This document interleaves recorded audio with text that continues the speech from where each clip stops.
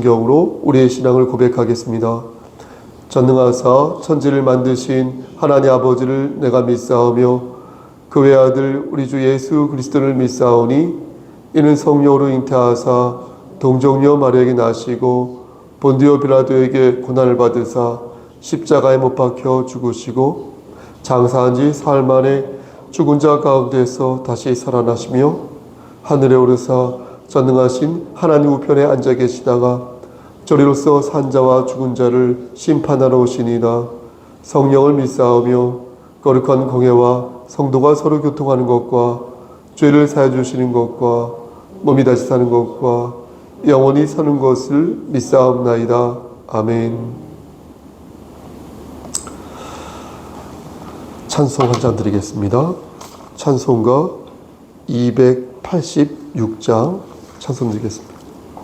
죄송합니다. 찬송을 바꾸겠습니다. 예수는 나의 힘이 몇 장이죠?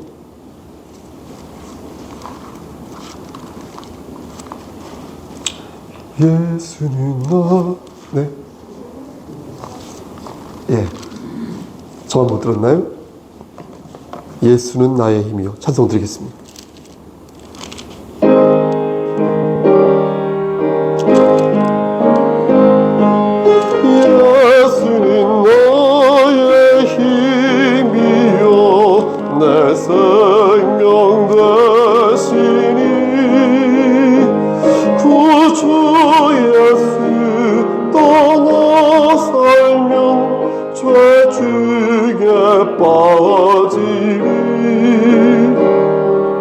눈물이 앞을 가리고 내 맘에 긴 짐 쌓일 때 위로하고 힘주실 주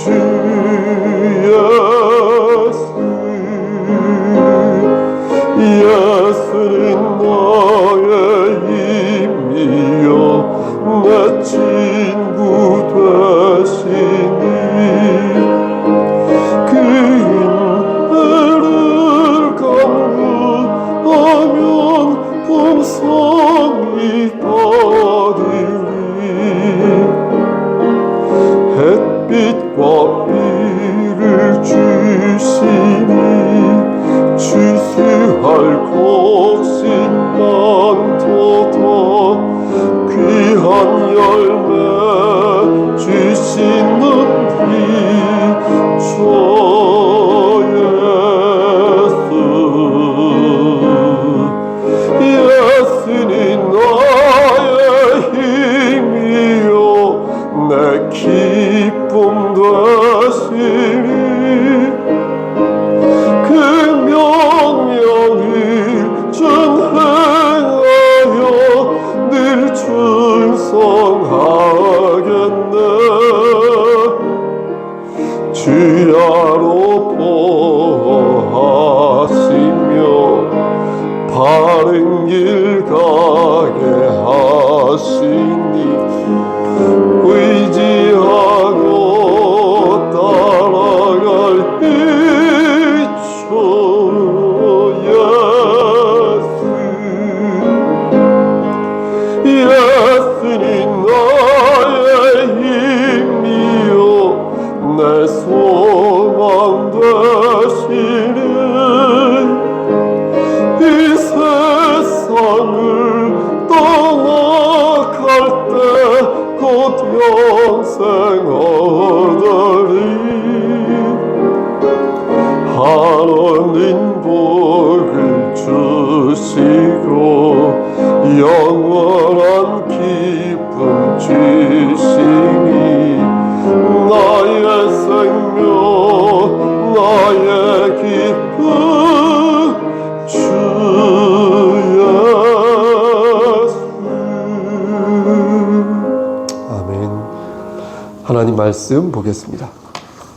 마태복음 6장 5절에서 10절 말씀입니다. 마태복음 6장 5절에서 10절 말씀입니다. 우리 다 찾으셨으면 5절부터 10절까지 말씀을 한 목소리로 합독하겠습니다. 시작.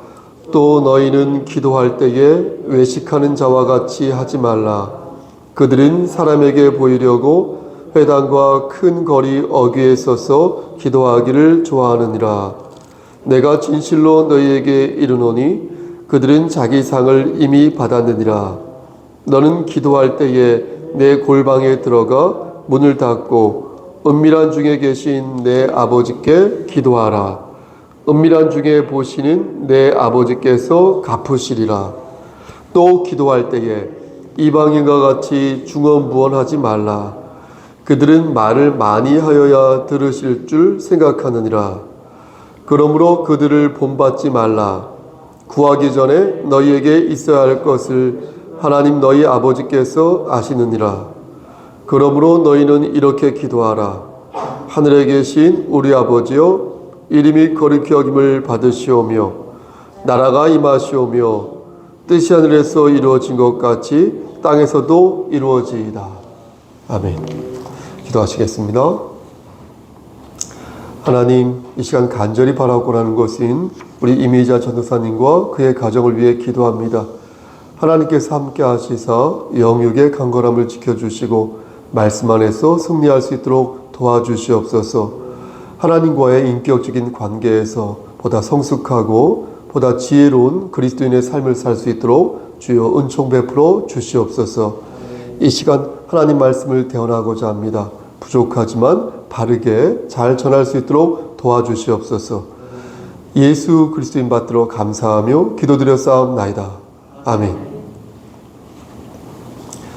여러분들도 아시다시피 우리 송석교회에서의 수요 예배는 기도 중심 예배로 드리고 있습니다. 다른 예배에는 기도가 중요하지 않다는 말씀이 아니라 우리가 시간을 안배하여서 기도를 좀 더 많이 하는 시간을 갖자는 취지에서 그렇게 된 것입니다. 더욱이 여러분도 아마 기억하실 겁니다. 코로나가 시작되면서 예전에 금요 기도 예배를 했었거든요. 금요 기도회를. 근데 지금 그때부터 약 3년 전부터 금요 기도회를 하고 있지 않으니 시간을 안배하여서 기도하여 하나님께 간청하는 시간은 거의 수요 기도 중심 예배가 유일하다 하겠습니다. 물론 개인적으로 여러분 기도 많이 하시는 거 알고 있습니다. 하지만 이렇게 공중으로 이렇게 대중으로 함께 모여서 기도하면서 하나님께 예배를 드리는 것은 말씀드린 것처럼 수요 기도 예배가 유일하지 않을까라고 생각을 합니다. 신앙생활을 잘 하려면 기도, 찬양, 그리고 말씀, 하나 더 뭐 있죠? 교제. 이 네 가지를 잘 해야 되는데요. 반듯하게 이 네 가지가 이루어져야 합니다. 기도, 찬양, 말씀, 그리고 교제. 저는 담임 목사로서 항상 그 네 가지를 생각을 하면서 이 네 가지 영적인 꼴을 성도들에게 먹여야 한다라는, 나쁘게 말하면 강박관념, 좋게 말하면 책임감이 있습니다. 그래서 어떤 분들이 어떤 부분이 좀 갈급합니다, 부족합니다 라고 말을 하시면, 그런 얘기를 드리면 주어진 시간 안에서 어떻게 영적인 꼴을 이렇게 안배해야 할 것인지를 고민합니다. 이런 의미에서 다시 말씀드리지만 수요 기도 중심 예배는 매우 각별한 시간이라 말씀드릴 수 있겠습니다. 오늘 공지영 집사님 같은 경우는 오늘 수요 기도 예배를 우리 교회에서 같이 드리는 것이 마지막으로 알고 있는데 기억하시라고요. 활기차고 반듯한 신앙생활을 위해서 기도는 더없이 중요한, 잘 하시겠지만 영적인 활동이며 동시에 저와 여러분들을 반듯하게, 우리의 삶을 이렇게 반듯하게 가꾸어주는, 또 세워주는 정기라 생각하는 것입니다. 따라서 보십시오, 여러분. 기도를 많이 하는 거 좋죠. 하지만 그것보다 더 중요한 것, 그것보다 훨씬 중요한 것은 기도를 올바르게 하는 것이라고 생각을 합니다. 왜냐하면 아무리 많은 시간을 빈번하게 기도하였어도 그 기도가 올바르지 않으면 하늘에 상달 안 될 거 아니겠습니까? 그렇죠? 그러니까 이것은 제 얘기가 아니라 우리 주 예수 그리스도께서 이렇게 기도하라라고 말씀하시기 전에 하신 경고의 말씀입니다. 여러분, 그것이 무엇입니까? 오늘 본문을 보면 5절에서 너희는 기도할 때 어떤 자와 같이 되지 말라라고 말씀하십니까? 5절에서 외식하는 자와 같이 되지 말라 이렇게 말씀하시죠? 그렇죠? 그리고 6절에서 또 골방에서 은밀하게 기도하라 이렇게 말씀하시고, 마지막으로 7절에서 우리 주님께서 뭐라고 말씀하십니까? 이방인과 같이 어떻게 하라? 어떻게 하지 마라? 중언부언하지 말라 이렇게 말씀하지 않습니까? 이 부분을 간단하게 예전에 말씀을 전한 적이 있는데 요약해서 설명드리면, 먼저 외식하는 자와 같이 되지 말라는 것은 기도할 때 하나님 생각하라는 거예요. 그러니까 하나님 생각하지 말고, 하나님 생각하지 않고 딴 생각하지 말라는 거예요. 그러니까 남에게 잘 보이기 위해서 뭘 하지 말라는 거예요. 그러니까 그냥 기도하면 하나님만 생각하라는 거예요. 딴 생각하지 말고. 쉽죠? 쉬워요, 사실은. 기도할 때 딴 생각하지 말고 하나님을 생각하라는 거예요. 또 골방에서 은밀하게 기도하라는 것은 마찬가지로 오직 하나님만 생각하라는 거예요. 그래서 아무 숨김없이 하나님께 간구하라는 것이에요. 토해내고 간구하라는 것이에요. 하지만 여러분 보십시오. 잘 들으셔야 돼요. 여기 지혜가 필요하다는 것입니다. 진실하게 기도하라고 했다고 해서 자신의 치부를 모두 다 드러내라는 말씀이 아니에요.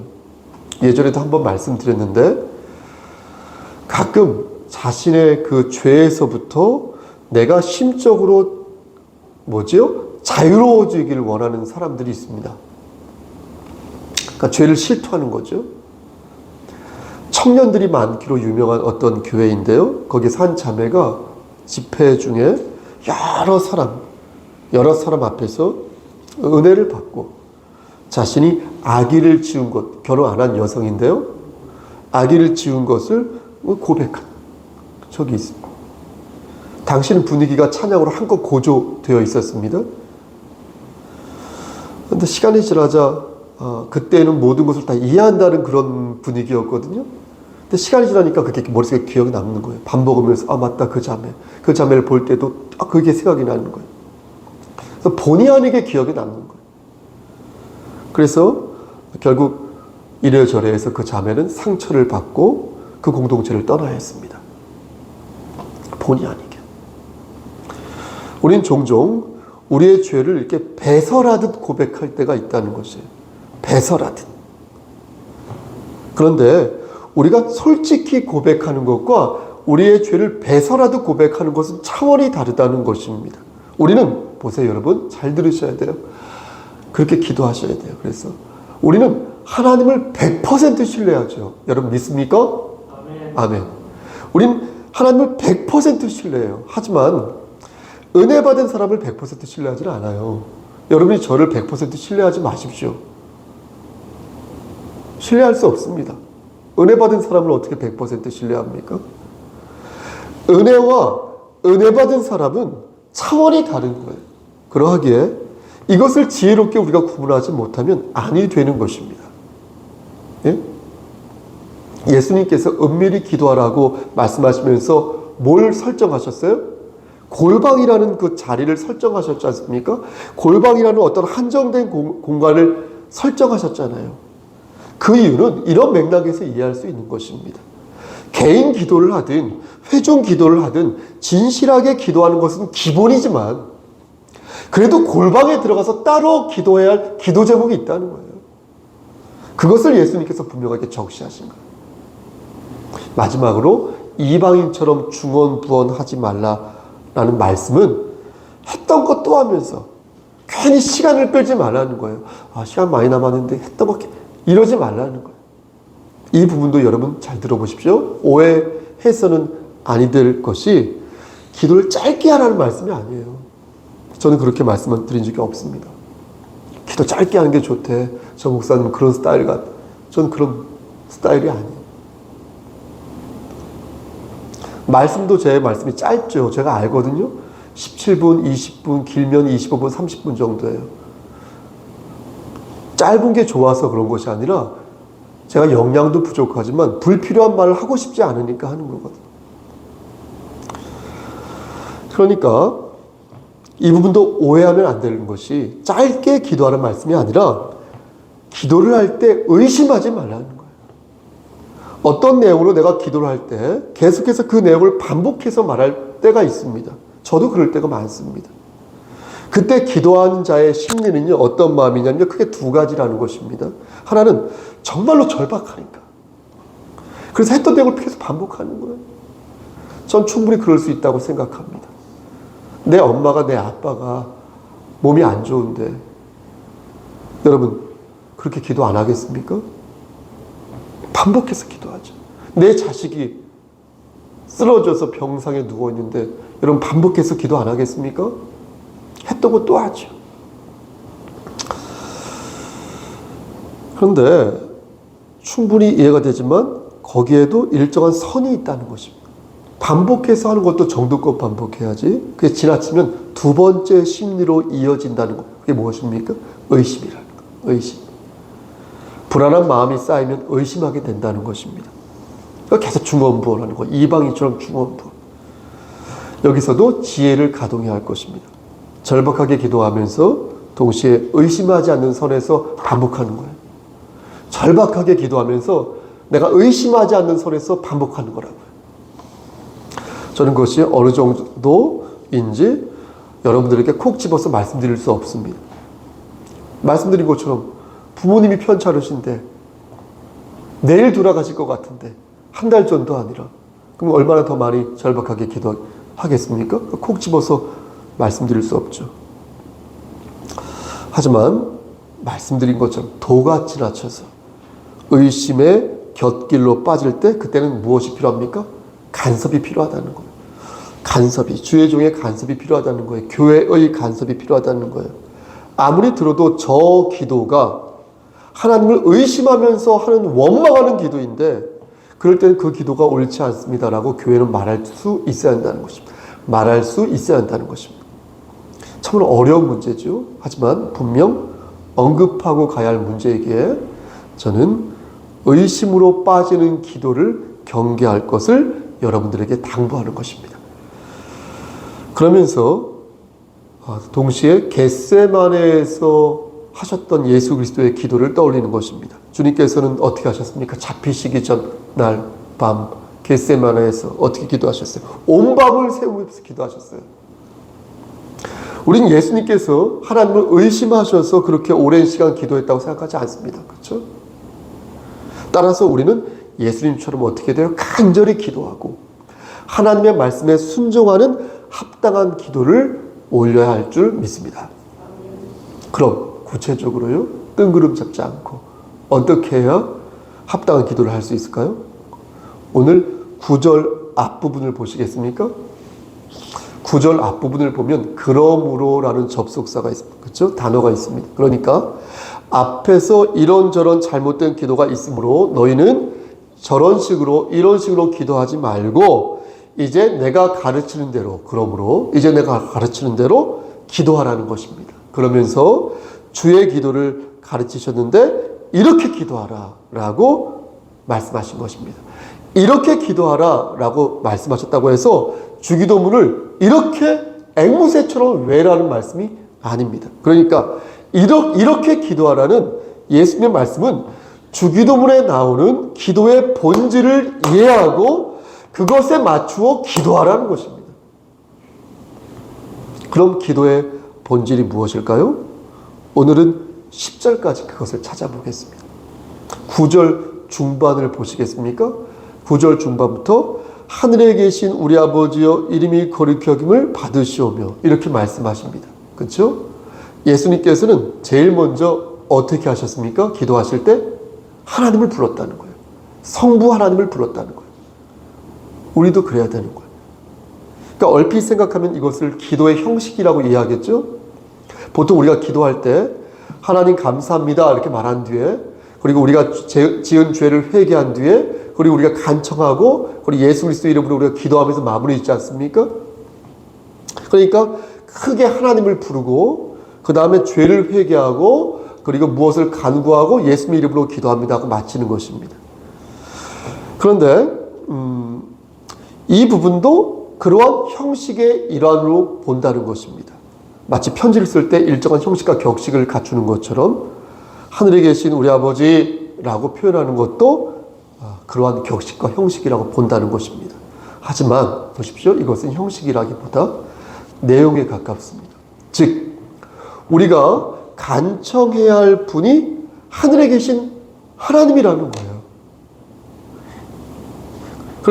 그러니까 우리는 하나님에 대한 그 경외심을 갖는 것이 마땅하다는 거예요. 그러한 마음으로 하나님이 어떠한 분이신지를 표현하는 것입니다. 이런 것이지 기계적으로 그냥 쭉 일사천리로 하는 말이 아니라는 것이죠. 내가 진심으로 내가 지금 드리는 기도의 대상자가 하나님이라는 사실을 알고서 그 하나님이 어떤 분이신지를 알기 때문에 하나님의 권능과 위대하심을 서두에 자연스럽게 표현하게 된다는 것입니다. 이 내용인 것이죠. 여러분 생각해 보십시오. 기도의 대상이 누군지 모르고 기도한다면 그게 과연 온당한 기도가 될 수 있겠습니까? 될 수 없죠. 적당히 알고 기우뚱하게 알면 표현도 적당히 표현하고 기우뚱하게 표현할 수밖에 없는 것입니다. 그런데 여호와 하나님은 온 우주를 통치하시고 인간의 생사하고 주관하시는 분이시기 때문에 그래서 예수님께서는 뭐라고 표현하신 것입니까? 그분을 생각하신 거예요. 예수님께서. 그래서 하늘에 계신 우리 아버지 이렇게 말씀하신 것입니다. 여기에서 보십시오. 우리는 우리 아버지라는 표현에 주목해야겠습니다.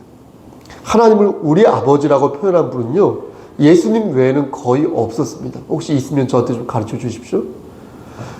이사야 선지자 한 분으로 알고 있는데, 이사야 선지자가 이스라엘 백성들이 반역을 일으킬 때 저들을 고아라고 표현하면서 고아들이 궁극적으로 의지해야 할 분이 하나님이다라는 그런 말을 한 적이 있는데, 그것은 간접적으로 말한 것이지 이렇게 예수님처럼 직접적으로 우리 아버지라고 말씀하시면서 하나님 아버지 되심을 강조하신 적은 없는 것으로 알고 있습니다.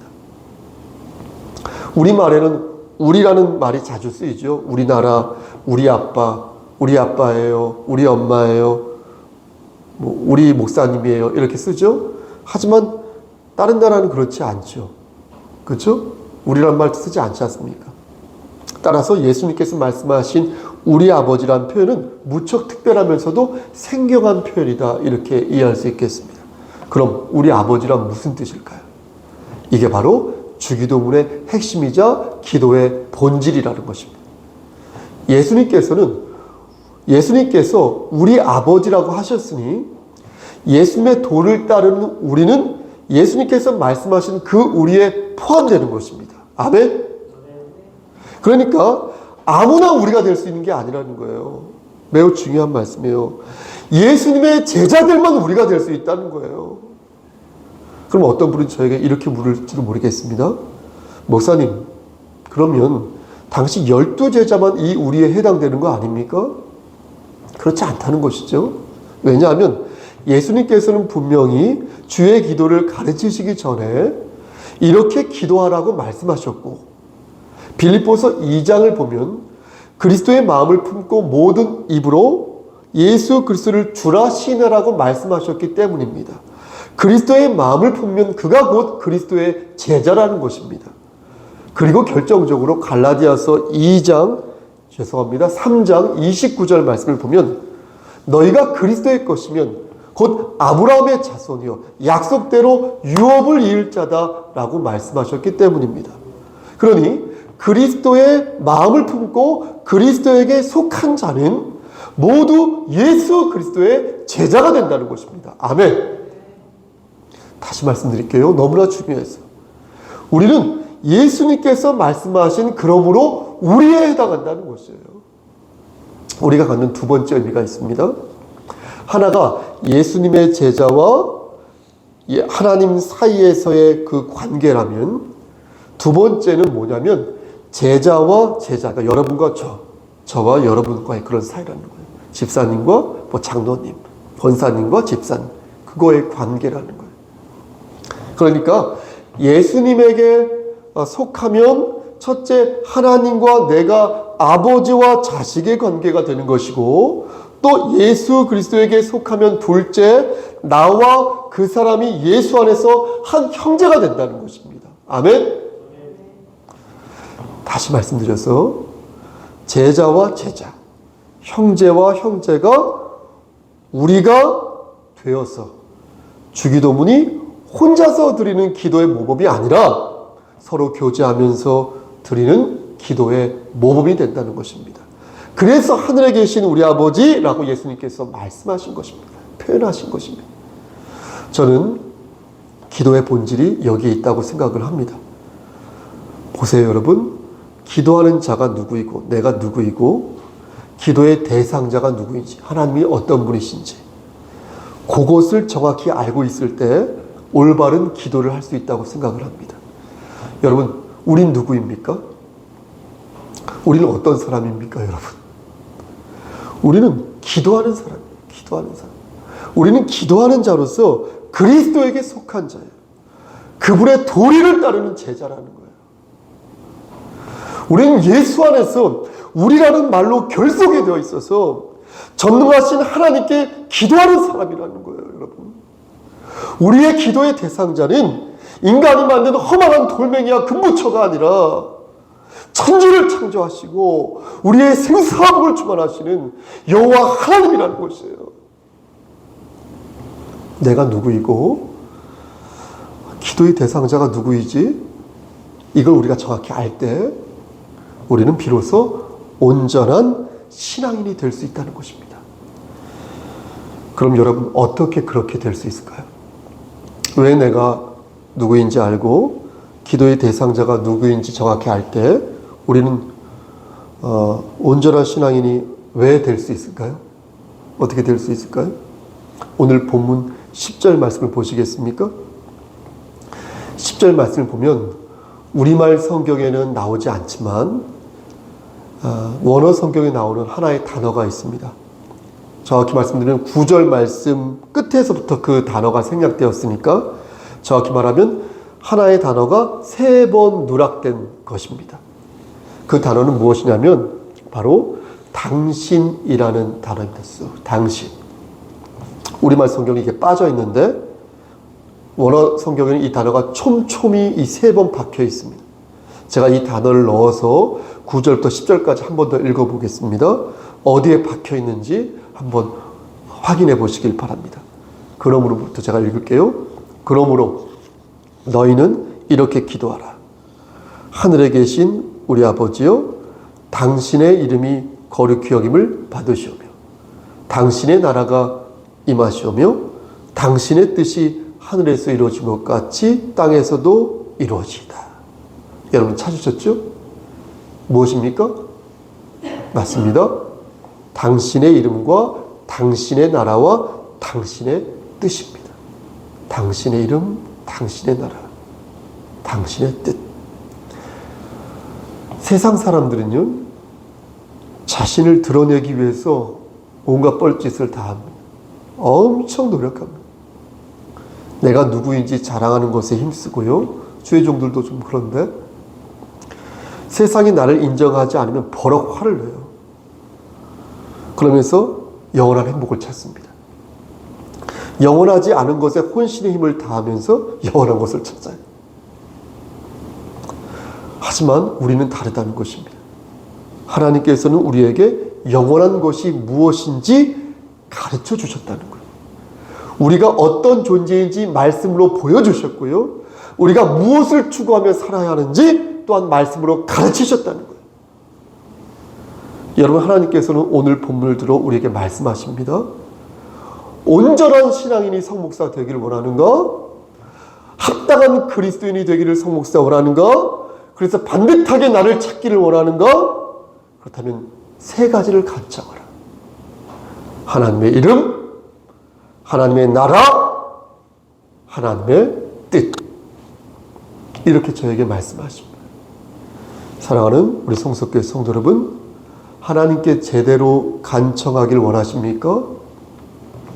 예수님의 말씀대로 온전한 신앙인이요 그의 제자가 되기를 원하십니까? 여러분의 삶의 목표가 진정 바르고 정말로 온당하게 세워지길 여러분 원하십니까? 그렇다면 이 3가지를 명심하시라. 하나님의 이름, 하나님의 나라, 하나님의 뜻, 이것을 구해야 할 것입니다. 말씀 맺겠습니다. 저는 요즘 여기 자꾸 긁지 말라고 하는데 또 긁었네. 저는 요즘 두 개의 말씀에 꽂혀 있습니다. 하나는 마태복음 26장 41절 말씀인데요. 제가 읽어볼게요. 시험에 들지 않게 깨어 기도하라. 마음은 원이로되 육신이 약하다. 여기에 꽂혔어요. 또 하나는 로마서 8장 15절 말씀인데요. 너희는 다시 무서워하는 종의 영을 받지 아니하고 양자의 영을 받았으므로 아버지를 아빠, 아버지라 부를 수 있게 되었다. 이 말씀에 꽂혔어요. 하나는 마음은 원인데 육신이 약하다. 그래서 자꾸 무너진다는 것이고, 또 하나는 그럼에도 불구하고 양자의 영을 내가 받았으니 내가 하나님을 아빠, 아버지다 이렇게 부를 수 있다는 말씀입니다. 이렇게 두 개의 말씀이 제 안에서 부닥칠 때 저는 주님께서 말씀하시는 오늘 말씀을 다시 묵상하는 것입니다. 하나님의 이름과 하나님의 나라와 하나님의 뜻을 구하라. 그렇게 기도하라. 그러할 때 이 모든 것을 너에게 더하실 것이다. 라고 약속하신 주님의 그 언약을 저는 마음에 새기며 묵상하는 것입니다. 여러분, 혹시 삶의 목표가 흔들리고 있습니까? 혹시 세상 사람들보다 여러분들 자신이 불행한 존재라고 생각하십니까? 혹시 마음은 원인데 육신이 약해서 고립무원에 홀로 서 있는 느낌을 받으십니까? 그렇다면 이렇게 기도하시길 바랍니다. 하늘에 계신 우리 아버지여, 이름이 거룩히 받으시오며 나라가 임하시오며 뜻이 하늘에서 이룬 것 같이 땅에서도 이루어지이다. 마음이 원인데 육신이 약하다. 마음이 원인데 육신이 약하다 라고 말하기 전에 내가 정말 주님께서 말씀하신 대로 합당하게 기도하였는지 돌아보시고 다시 당신의 이름과 당신의 나라와 당신의 뜻을 여러분들이 서 있는 그곳에서 다시 심으시기를 우리를 주에서 구속하여 주신 저 좀 보시고요. 주님의 이름 받들어 간절히 축원합니다. 아멘. 기도하십니다. 하나님, 마음이 원인데 육신이 약하다 라고 말하기 전에 내가 정말 주님께서 말씀하신 대로 하나님의 이름과 하나님의 나라와 하나님의 뜻을 우리가 서 있는, 내가 서 있는 그곳에서 심었는지 돌아보는 자 될 수 있도록 주여 우리의 심령을 붙잡아 주시옵소서. 우리가 말씀 안에서 정말로 반듯하게 세워져 나가기를 소원합니다. 그리하여서 하나님께서 우리를 위해 예비하신 그 복들을 다 받아 누리기를 소원합니다. 올바른 기도와 올바른 신앙생활을 통하여 하나님을 기쁘시게 하는 삶을 살게 하여 주옵소서. 이 모든 말씀 예수님의 이름으로 기도드렸사옵나이다. 아멘. 이제는 우리를 죄에서 구속하여 주신 우리 구주 예수 그리스도의 은혜와 아버지 하나님의 만극하신 그 사랑하심과 성령 하나님의 교통하시고 인도하시는 모든 역사하심이 하나님 말씀 안에서 하나님의 이름과 하나님의 나라와 하나님의 뜻을 선포하여 나가기를 소원하는 여기 모인 성도와 그들의 가정과 이 재단과 이 나라 위에 하나님의 사랑하심이 세세토록 함께 계실지어다. 아멘.